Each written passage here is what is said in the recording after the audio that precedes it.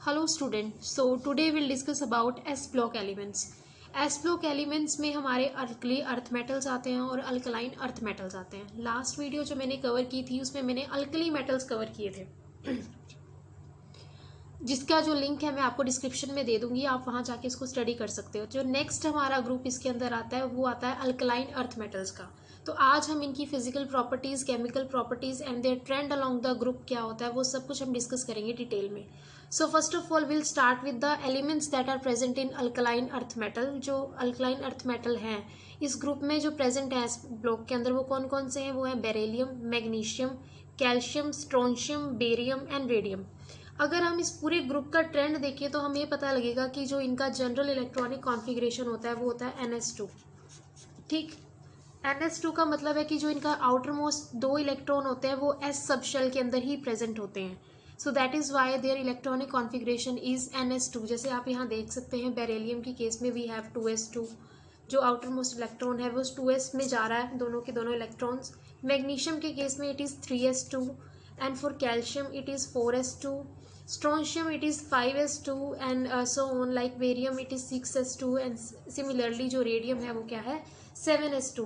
और एक और चीज़ जो इस ग्रुप में गौर करने लायक है वो ये है कि जो रेडियम है वो रेडियो एक्टिव एलिमेंट है आपका। ठीक, तो ये जो था आपका एक जनरल इंट्रोडक्शन थी आपके कि ग्रुप में कौन कौन से एलिमेंट्स प्रेजेंट हैं।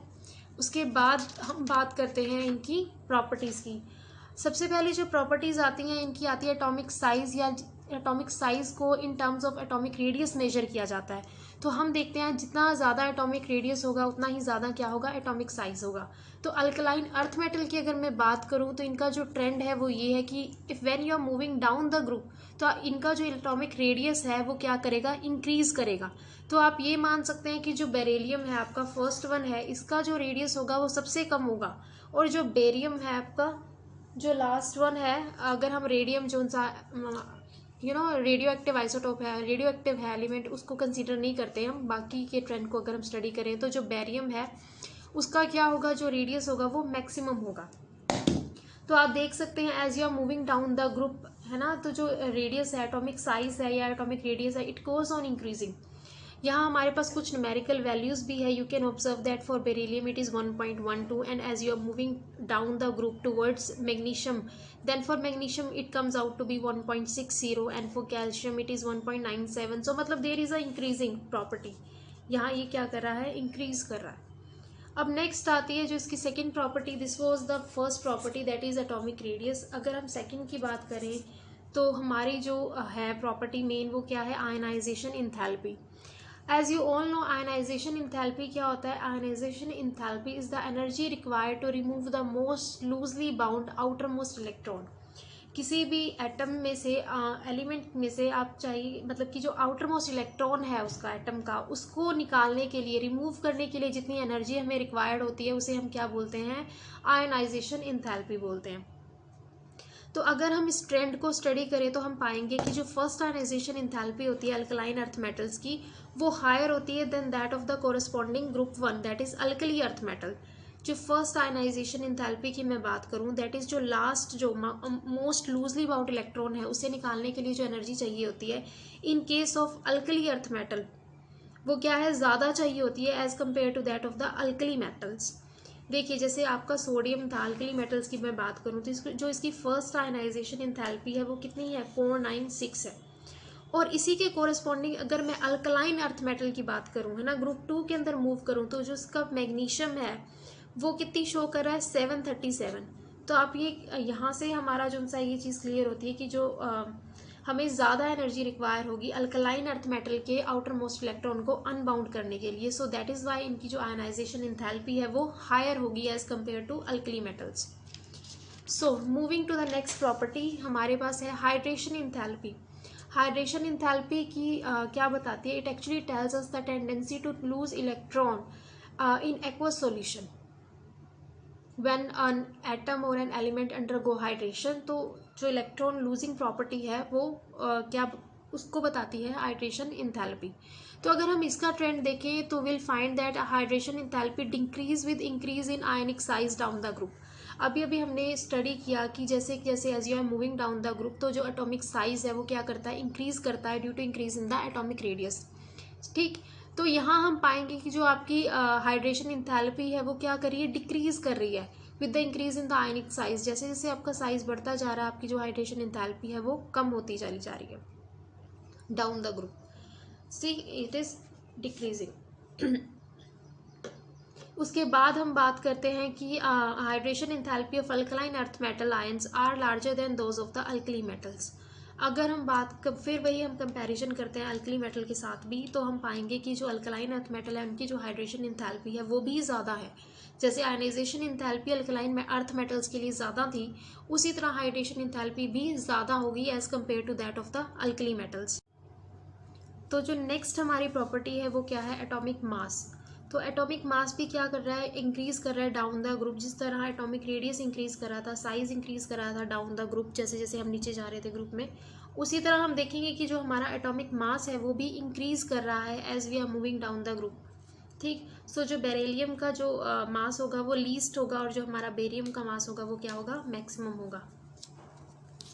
सो नेक्स्ट इसमें आती है हमारी ऑक्सीडेशन स्टेट। ये जो most common oxidation state shown by the alkaline earth metal is +2। हमारे जो अल्कली मेटल्स थे वो +1 ऑक्सीडेशन स्टेट शो करते थे, और जो हमारे ये अल्कलाइन अर्थ मेटल हैं ये क्या शो करेंगे, +2 ऑक्सीडेशन स्टेट शो करेंगे। अब अगर मैं बात करती हूँ इनकी फिजिकल प्रॉपर्टीज़ की, दे मतलब जो अब तक हमने स्टडी की वो भी एक तरह से हम कह सकते हैं कि फिजिकल प्रॉपर्टीज़ में ही कंट्रीब्यूट करती हैं। बट इवन देन हम देखते हैं कि इनका जो अपीयरेंस है या इनकी जो फिजिकल करैक्टरिस्टिक्स हैं वो कैसी होंगी। तो ये कैसे होते हैं, एक सिल्वरी वाइट कलर के होते हैं, लस्ट्रस चमक होती है इनके अंदर, सॉफ्ट भी होते हैं ये, लेकिन but they are harder than that of the alkali metals. Alkali metal जैसे आप जानते हैं वो तो सोडियम पोटेशियम बहुत ही ज़्यादा सॉफ्ट होते हैं कि आप उसे नाइफ से भी ईजिली कट कर सकते हैं, लेकिन जो अल्कलाइन मेटल होते हैं although they are soft but they are much harder than that of the alkali metals. तो नेक्स्ट आता है इनका करेक्टर है वो है इलेक्ट्रोपॉजिटिव करेक्टर। इलेक्ट्रोपॉजिटिव कैरेक्टर भी इनका क्या करता है, इंक्रीज करता है as we are moving down the group. पर देन अगेन ये जो लेस इलेक्ट्रोपॉजिटिव होते हैं as compare to that of the alkali earth metal, वो ज़्यादा इलेक्ट्रोपॉजिटिव होते हैं, वो अपना जो इलेक्ट्रॉन है वो ईजिली लूज करते हैं फॉर फॉर्मिंग द कंपाउंड। अब नेक्स्ट जो इसके अंदर आती हैं हमारी आती हैं केमिकल प्रॉपर्टीज़। केमिकल प्रॉपर्टीज़ में जो हमारी फर्स्ट प्रॉपर्टी है वो है रिएक्टिविटी टुवर्ड्स एयर। एयर के साथ इनकी कैसी रिएक्टिविटी है, अगर हम देखें तो जो ग्रुप 2 एलिमेंट्स है जैसे कि मैंने बताया था लेस इलेक्ट्रोपॉजिटिव, ठीक। तो अल्कली मेटल के कंपैरिजन में इसका मतलब है कि वो लेस रिएक्टिव है, तो वो इतना ज़्यादा मतलब कि एग्रेसिवली नहीं रिएक्ट करते जैसे कि हमारे अल्कली मेटल्स करते थे, जिन्हें अगर हम एयर में एक्सपोज करते थे तो वो क्या करते थे, एक्सप्लोजिव इन नेचर थे, तो वो एक्सप्लोजिव हो जाते थे। तो इसीलिए हम उन्हें बेसिकली कैरोसिन के अंदर स्टोर करके रखते हैं ताकि उनकी जो रिएक्शन है एयर से वो अवॉइड की जा सके। लेकिन जो हमारे ये सेकेंड ग्रुप है ये अल्कलाइन अर्थ मेटल है वो कंपैरेटिवली थोड़े कम रिएक्टिव हैं as compare to alkali metals, लेकिन ये भी क्या करते हैं, they slowly oxidise on exposure to air. ठीक। क्यों, ये भी क्या करते हैं, एयर के साथ रिएक्ट करके उनका मेटल ऑक्साइड फॉर्म कर लेते हैं। यहाँ M जो सा है मेटल के लिए आया है और उसमें कौन कौन से मेटल आएंगे, हमारे बेरिलियम, मैग्नीशियम एंड कैल्शियम। अब मेटल ऑक्साइड, लेकिन अब कुछ इसके साथ ऐसे हैं जो मेटल पर ऑक्साइड भी फॉर्म करते हैं, जैसे हमारे जो बेरियम है, स्ट्रोंशियम है, जब वो एयर के साथ रिएक्ट करेंगे तो उनका क्या होगा, मेटल पर ऑक्साइड होगा, मेटल डाइऑक्साइड आप कह सकते हैं, वो फॉर्म करेंगे। नेक्स्ट आती है हमारा रिएक्टिविटी टुवर्ड्स वाटर। जो अल्कलाइन अर्थ मेटल है they can easily react with the water to liberate hydrogen and to form the corresponding hydrides. But then again हमारे जो सभी मेटल है वो ईजिली वाटर के साथ रिएक्ट करते हैं, कोल्ड वाटर से भी वो रिएक्ट कर लेंगे, it is not always required कि हॉट हो, नॉर्मल आप कोल्ड वाटर से भी वो ईजिली रिएक्ट कर जाएंगे। जैसे हमारा बेरिलियम है, कैल्शियम है, स्ट्रोंशियम है, बेरियम है, और वो क्या फॉर्म करते हैं, कोरस्पॉन्डिंग मेटल हाइड्रोक्साइड फॉर्म करते हैं और हाइड्रोजन गैस लिबरेट करते हैं। लेकिन इसमें भी हमारी जो एक एक्सेप्शन है कि जो हमारा मैग्नीशियम है वो कभी भी कोल्ड वाटर के साथ रिएक्ट नहीं करता, वो हमेशा हॉट वाटर के साथ रिएक्ट करता है।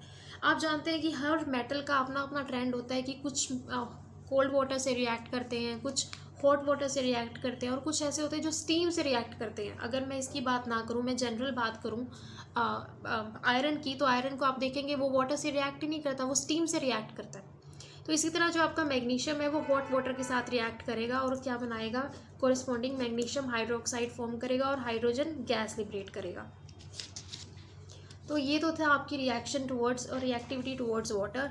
अब आती है रिएक्टिविटी टुवर्ड्स हैलोजेंस। हैलोजेंस में अगर हमारे अगेन कौन कौन से कंपाउंड आते हैं, फ्लोरीन, क्लोरीन, ब्रोमीन, आयोडीन, जो अच्छे खासे इलेक्ट्रोनेगेटिव होते हैं। तो अब क्या है कि ये जो मेटल एम जो सा है आपका अल्कलाइन अर्थ मेटल है, कोई भी अल्कलाइन अर्थ मेटल क्या करेगा, हैलोजेंस के साथ रिएक्ट करके कोरिस्पॉन्डिंग हैलाइड्स बनाता है। तो इसमें इनका जो जनरल फॉर्मूला होता है वो होता है MX2, where M is the metal and X is the halogen present in that X may be FCl, Br या आयोडीन कोई भी हो सकता है। इसी तरह मेटल भी हमारा कोई भी हो सकता है, बेरिलियम, मैग्नीशियम, कैल्शियम, स्ट्रोंशियम या बेरियम। अब आती है रिएक्टिविटी टुवर्ड्स एसिड्स।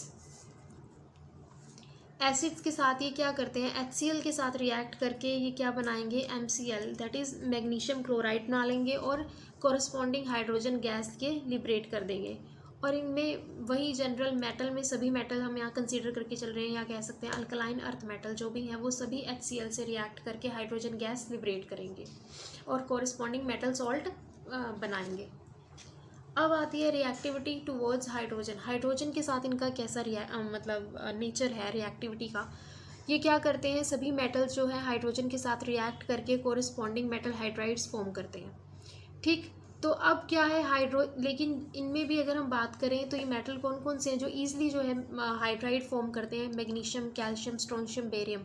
लेकिन जो बेरिलियम है अगर हम उसका हाइड्राइड ऑब्टेन करना चाहते हैं तो वो हम इसे डायरेक्ट हाइड्रोजन के साथ रिएक्ट करा के नहीं आप हाइड्राइड उसका फॉर्म कर सकते।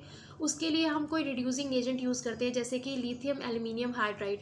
हम बेरिलियम क्लोराइड को इस reducing agent that is lithium aluminium hydride से रिएक्ट कराएंगे। उसके बाद हमें कोरस्पॉन्डिंग जो सा है वो बेरिलियम हाइड्राइड मिलेगा। ठीक, तो यहाँ ये डायरेक्ट रिएक्शन ना होकर के वाया रिड्यूसिंग एजेंट ये क्या करता है, रिएक्ट करता है हाइड्राइड बनाने के लिए। ठीक, अब हम देखते हैं कि जो हमारा बेरिलियम हाइड्राइड है, जो मैग्नीशियम हाइड्राइड है, ये दोनों के दोनों क्या हैं, ये कोवलेंट कंपाउंड्स हैं।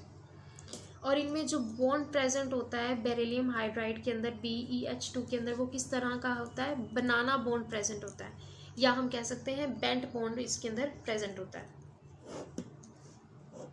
बेंट बॉन्ड और बनाना बॉन्ड। अब आते हैं, ये तो थी केमिकल प्रॉपर्टीज़ हमारी अल्कलाइन अर्थ मेटल की। अब आते हैं यूजेस क्या हैं हमारे अल्कलाइन अर्थ मेटल्स के। तो जो S ब्लॉक का सेकंड ग्रुप था अल्कलाइन अर्थ मेटल, उनकी जो यूजेस हैं वो इस तरह है कि जो बेरिलियम है वो एलॉयज़ बनाने के अंदर यूज़ होता है। जैसे कि हमारा कॉपर बेरिलियम एलॉय है, ये किस लिए यूज़ होता है, हाई स्ट्रेंथ स्प्रिंग बनाने के अंदर यूज़ होता है। इसी तरह मैग्नीशियम एल्यूमिनियम एलॉय जो सा है एयरक्राफ्ट कंस्ट्रक्शन के अंदर यूज़ होता है। और जो आपका मिल्क ऑफ मैग्नीशिया है, मिल्क ऑफ मैग्नीशिया क्या होता है, मैग्नीशियम हाइड्रोक्साइड को बोलते हैं हम लोग। ये एज अ एंटीसिड भी यूज़ होता है, एंटी एसिड टैबलेट वगैरह बनाने के अंदर। और जो आपका मैग्नीशियम कार्बोनेट है वो कहाँ, आपके टूथपेस्ट के अंदर होता है, क्योंकि ये सभी बेसिक इन नेचर है। Milk of magnesia is also basic in nature, magnesium carbonate is also basic in nature, that is why we use that compound in our toothpaste, तो ताकि आपके माउथ की जो सी एसिडिटी है उसको न्यूट्रलाइज कर सके। सेकंड आता है रेडियम सॉल्ट। जैसे कि मैंने बिगनिंग के अंदर ही आपको बताया था कि जो आपका रेडियम है वो एक रेडियो एक्टिव जो सा है एलिमेंट है, तो वो कहाँ यूज़ होगा, वो रेडियोग्राफी वगैरह के अंदर यूज़ होता है for the treatment of cancer. So this is all about the uses of alkaline earth metal. So this all video, now here we complete our S block elements. Hope you like the video, and if you like it, please do subscribe my channel Science Analytica. Thank you so much.